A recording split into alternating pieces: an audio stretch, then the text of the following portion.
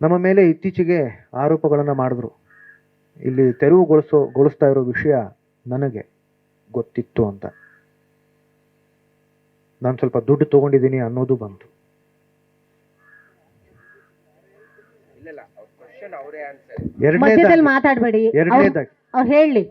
ಎರಡನೇದಾಗಿ ಅಮ್ಮವರು, ನಮ್ಮ ಕುಟುಂಬದವರು ತೆರವುಗೊಂಡಿದ್ದಕ್ಕೆ ತುಂಬಾ ಸಂತೋಷ ಪಟ್ಟಿರ್ತೀವಿ ಅಂತಾನು ಹೇಳಿದ್ರು. ಎಂಥ ದುರಂತ ರಾಜ ಇದು, ಎಂಥ ದುರಂತ.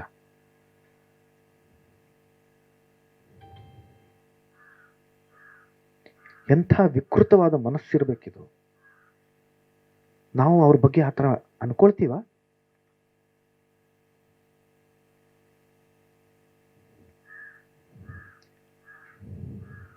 ತಂದೆ ಸಮಾಧಿ ಅದು ತೆರವುಗೊಂಡ್ರೆ ನಾವು ಸಂತೋಷ ಪಡ್ತೀವ, ಅಥವಾ ಅದು ತೆರವುಗೊಳ್ಳೋದಕ್ಕೆ ನಾವು ದುಡ್ಡು ತಗೊಳ್ತೀವ? ಅಂಥ ದುಡ್ಡು ನಮಗೆ ಬೇಕಾ? ಅವಶ್ಯಕತೆ ಇದೆಯಾ? ಎಂಥ ಆರೋಪ ಇದು.